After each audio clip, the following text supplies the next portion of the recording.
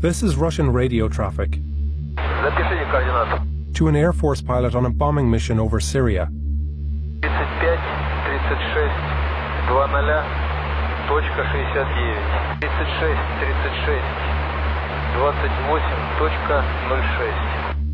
But these coordinates aren't for a military target. They point to this underground hospital. Moments later, the pilot bombs it.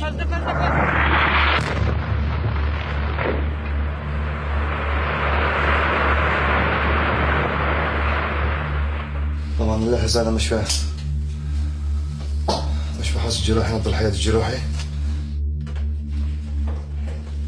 Nabad al-Hayat is one of more than 50 healthcare facilities bombed in Syria since April. As President Bashar al-Assad seeks to retake the last pocket of opposition with a ferocious onslaught of air power. Observers have long suspected that Russia bombs hospitals, but no one has been able to prove it. Until now. The Times has assembled a large body of evidence from multiple sources that directly implicates Russia in 4 hospital attacks in just 12 hours. One day that's a microcosm of how healthcare has been crippled in parts of Syria. We collected 4 main types of evidence. First, flight logs. For years, a network of plane spotters has tracked Air Force activity over Syria to warn civilians of incoming attacks. They record sightings of fighter jets and listen in on open radio communications between pilots and air traffic controllers. We received months of those flight logs, which tell us where and when the Russian Air Force was flying. Second, we obtained thousands of recordings of those radio transmissions as Russian pilots operate in the skies above northwest Syria.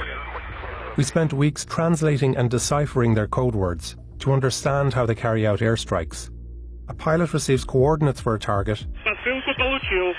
He confirms the target is locked. The pilot calculates the minute he will strike.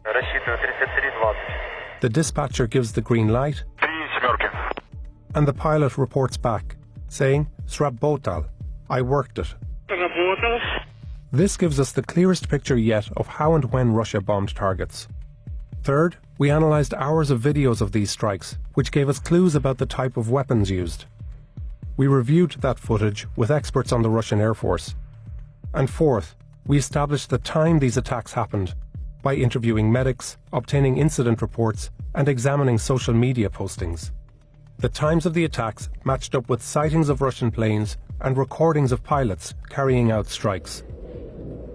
Our detailed findings show how Russia repeatedly violated one of the oldest laws of war.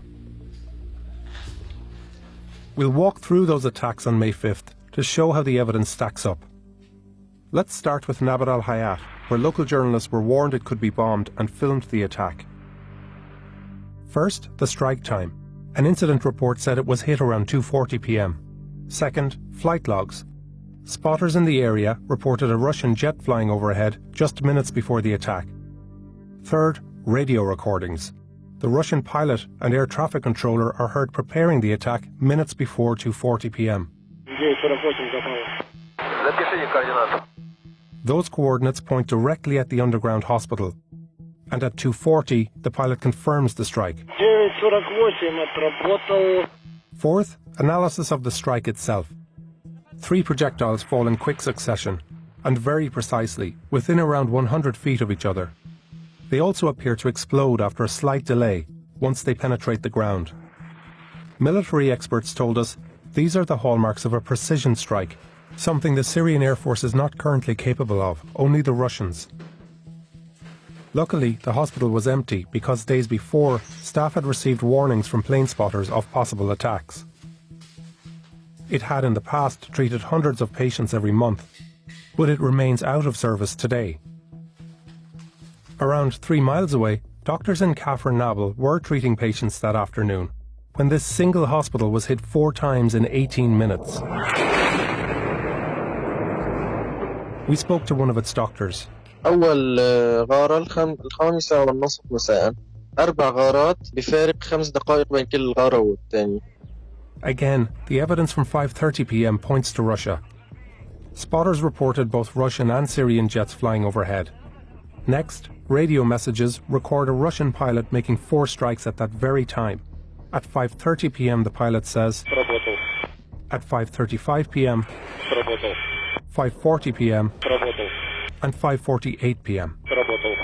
4 strikes in all, each around 5 minutes apart, at the exact time witnesses reported the attack. And last, the weapon. 3 precision strikes hit the hospital's entrance. Experts told us it's highly unlikely Syrian jets could do this. Because the hospital was dug deep underground, only 1 person was killed in the attack, though many were injured. يعني صابنا الزعر، يعني خوف شديد جدا من شدة الانفجار. صار داخل المشفى الغبار، ما بقى فينا نحسن نتنفس. The bombing didn't stop there. Kafranbel5 hospital was hit at 3:15 p.m. The hospital director reported it in a WhatsApp message to a colleague that day. الساعة 3:15 سوخوي 35 ضربة فراغي. حاليا وانا عم حكيك المشفى عم يستهدف حاليا. Again, flight logs record a Russian jet near Kafranbel5 around that time. And at 3:15, a Russian pilot confirms a strike. That night, Al-Amal Orthopedic Hospital was hit. Again, only Russian jets were recorded flying in the area, and a Russian pilot confirms the strike around 2 a.m.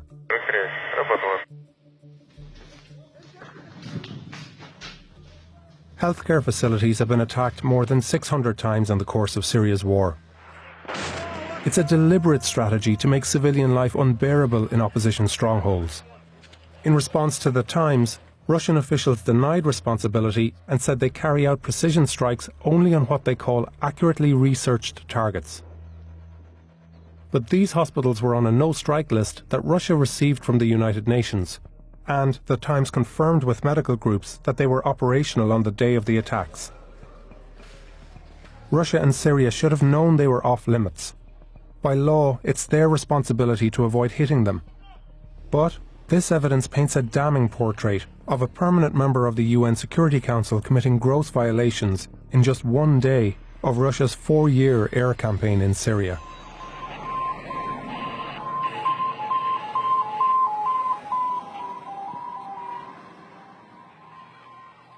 Hey, this is Maliki and I lead the team who worked on this video. We spent thousands of hours putting this investigation together, and we knew we had important new details to share when we got audio recordings of a Russian pilot receiving the coordinates for a hospital and then bombing it. The source of the audio asked to remain anonymous for their safety, but the evidence they provided was irrefutable. We do this work to find the truth and hold people in power to account. Thank you for watching.